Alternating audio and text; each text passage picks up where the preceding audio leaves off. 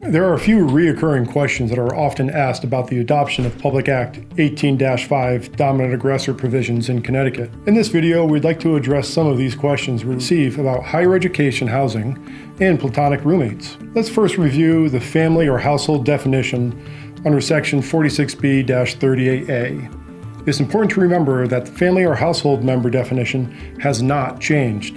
The definition reads, a family or household member means any of the following persons, regardless of the age of such person. A. Spouses or former spouses. B. Parents or their children. C. Persons related by blood or marriage. D. Persons other than those persons described in subparagraph C of this subdivision, presently residing or who have resided together. E. Persons who have a child in common regardless of whether they are or have been married or have lived together at any time. And F. Persons in or have recently been in a dating relationship. I wanted to start with the family or household member definition because it remains the foundation for the new exceptions to Connecticut's mandatory arrest concerning higher education and roommates. We will need to refer back to this definition after reviewing these new exceptions. Under Section 46B-38B, subsection J is where we find the two new exceptions to the Connecticut's mandatory arrest.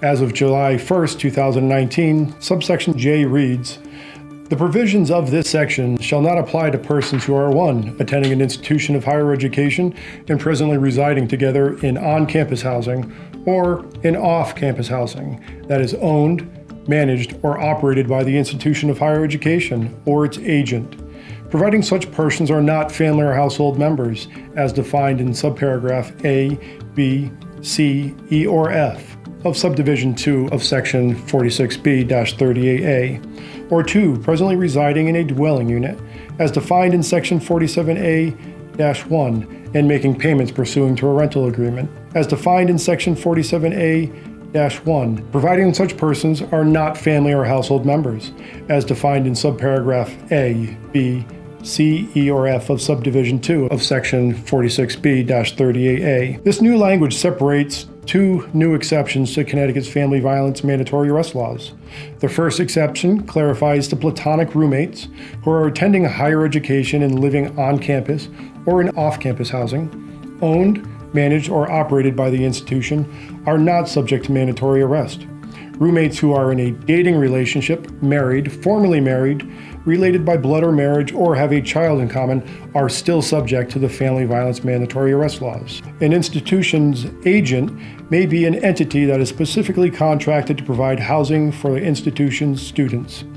One way to clarify who your college or university considers on campus, off campus, or what entities are agents of the university is to contact the Campus Housing Authority.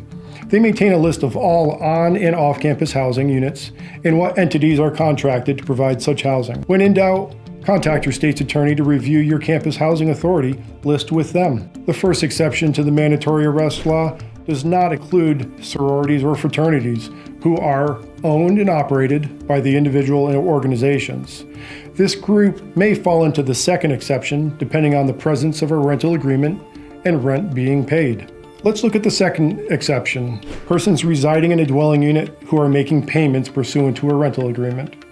Connecticut General Statute 47A-1 to 47A-20F deal with the rights and responsibilities of landlord and tenants. 47A-1 specifically details the definitions. The definition of a dwelling unit means any house or building, or portion thereof, which is occupied, is designed to be occupied, or is rented, leased, or hired out to be occupied as a home or residence of one or more persons. This covers a wide range of residential and commercial buildings, including multifamily homes, dedicated apartment buildings, or any other structures designed or designated to be rented and occupied as a home or residence. To complete this exception, the people residing together, or roommates, must be making payments pursuant to a rental agreement. The definition of rent means all periodic payments to be made to the landlord under the rental agreement.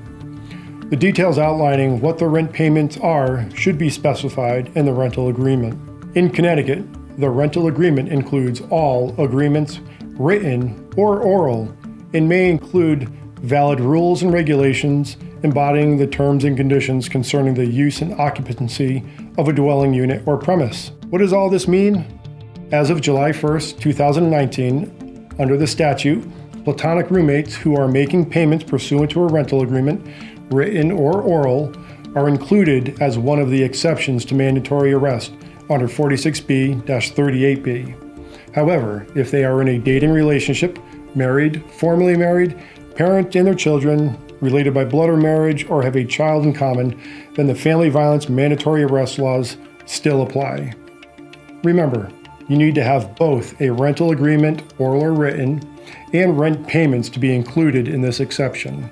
If you have a group home, community release centers, or halfway houses in your patrol or catchment area, please consult with your state's attorney to determine if they meet both requirements to the mandatory arrest exceptions. To summarize, the state's family violence mandatory arrest law has been amended to exclude platonic roommates either A, attending institution of higher education and living in or off-campus housing operated by the institution, or B, living together with a rental agreement and making rent payments.